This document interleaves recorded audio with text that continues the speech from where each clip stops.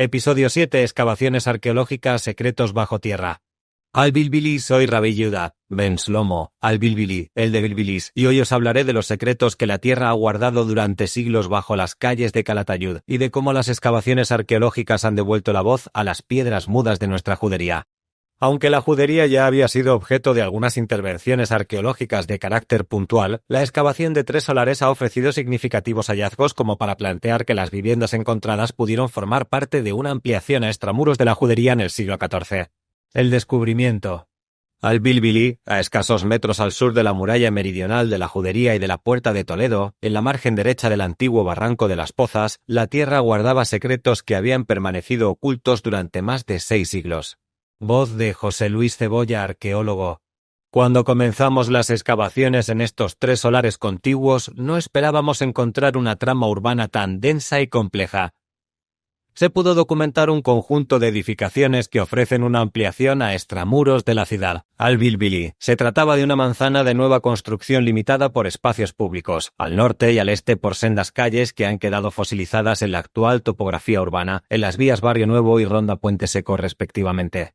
Voz de Salvador Melguizo Aisá, director de excavaciones. Al oeste se abría una gran plaza rectangular de 25 por 15,3 metros. La cronología que pudimos establecer a partir de los restos materiales lleva a concluir un inicio de la ocupación urbana en torno a los primeros años del siglo XIV. Los primeros hallazgos. Al-Bilbili, entre los escasos materiales hallados en las fosas de fundación de varios muros, se encontró un dinero de vellón de Jaime I que reinó entre 1213 y 1276, lo que pudo indicar el momento de construcción de estas viviendas. Voz de Francisco Javier Ruiz Ruiz, arqueólogo del equipo. La manzana se construyó en la ladera sur del Cerro de la Peña, que presenta un fuerte desnivel de norte a sur.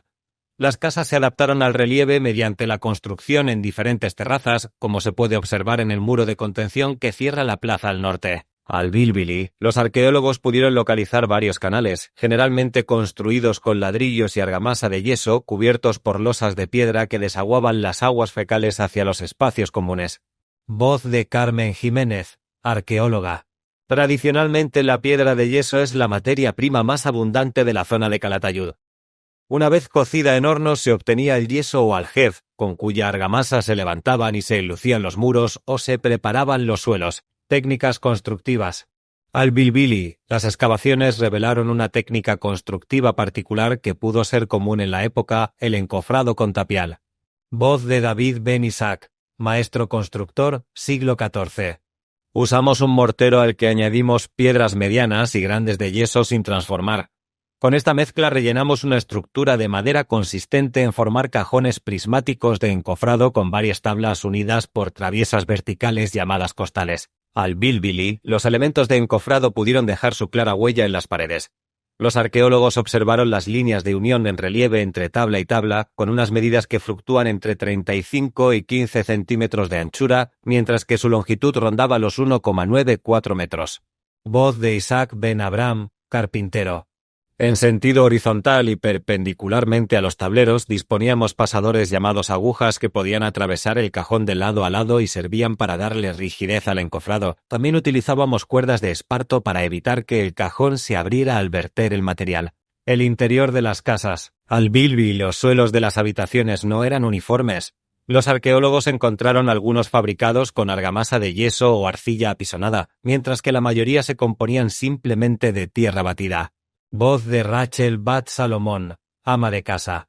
En algunas habitaciones aparecían improntas circulares en el suelo de yeso para el apoyo de tinajas, lo que nos indica que esa habitación servía de despensa. Guardábamos allí el aceite, el vino, los cereales para todo el año. Al-Bilbili, el acabado final de las estancias se realizaba con gran sobriedad mediante un enlucido blanco de yeso, a veces de tal finura que se conseguía un blanco alabastrino de gran dureza. Voz de Abraham Ben Jacob, pintor de casas. Solo en un cuarto se detectó decoración pictórica compuesta de líneas rojas verticales y horizontales sobre el enlucido. En una reforma posterior, la puerta de la estancia fue tabicada y la pintura tapada por un nuevo mortero blanco. La estructura de las viviendas. Al-Bilbili, aunque no se dispone de viviendas completas, los restos excavados parecen indicar que se trataba de la típica casa aragonesa de 2 plantas y bodega. Voz de Moisés Ben David, propietario de casa. Nuestras casas tenían un sótano con cillero o granero, una planta baja con un porche, varios palacios o estancias destinadas a almacén, una masadería para amasar el pan, retretas y un corral, y la primera planta con la cocina, el estudio y las cambras o dormitorios. Al Bilbili era clara la existencia de numerosas bodegas de planta rectangular y notable tamaño que a veces conservaban en su alzado los agujeros para encastrar las vigas de madera sobre las que se desarrollaba el piso superior. Voz de Jacob Ben Isaac, comerciante. En las bodegas guardábamos el vino, el aceite, los cereales. Eran espacios frescos y secos, perfectos para la conservación. Las vigas de madera sostenían el piso superior donde vivía la familia. Espacios especializados. Al Bulbili, los arqueólogos pudieron establecer la función de diversas estancias de la planta baja, porches de entrada, palacios que daban acceso a otras habitaciones, cocinas donde aparecían hogares circulares en el suelo realizados con losas de piedra y ladrillos. Voz de Esther Bat Abraham, cocinera. En las cocinas teníamos hogares circulares hechos con losas de piedra y ladrillos. Allí cocinábamos la adafina para el sabbat, preparábamos el pan, calentábamos la casa en invierno.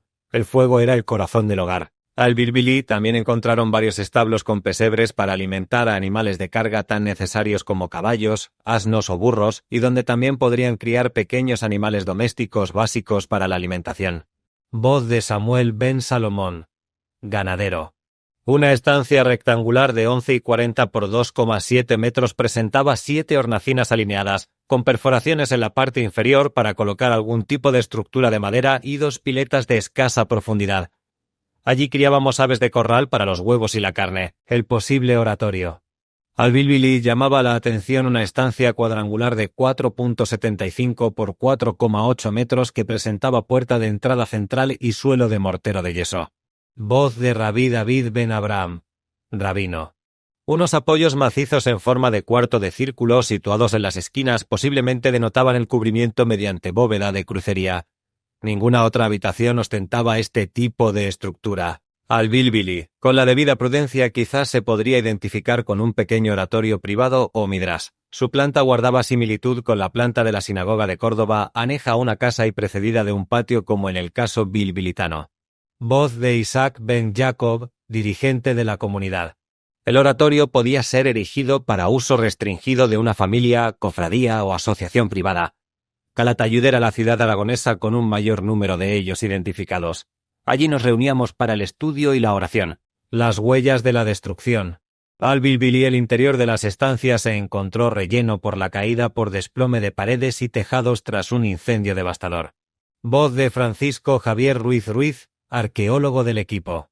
El incendio supuso, primero, la acumulación sobre el suelo de las cenizas provenientes de la quema de todos los elementos de la vivienda realizados en madera. Inmediatamente después se desplomaron los tejados, formados por tejas del modelo árabe aplastadas por el peso. Al Bilbili, las altas temperaturas pudieron hacer caer hacia el interior de las casas sus muros perimetrales. Sobre el suelo de las habitaciones se extendía un nivel de cenizas con grandes fragmentos de maderos carbonizados y numerosos clavos de hierro. Voz de Carmen Jiménez, arqueóloga.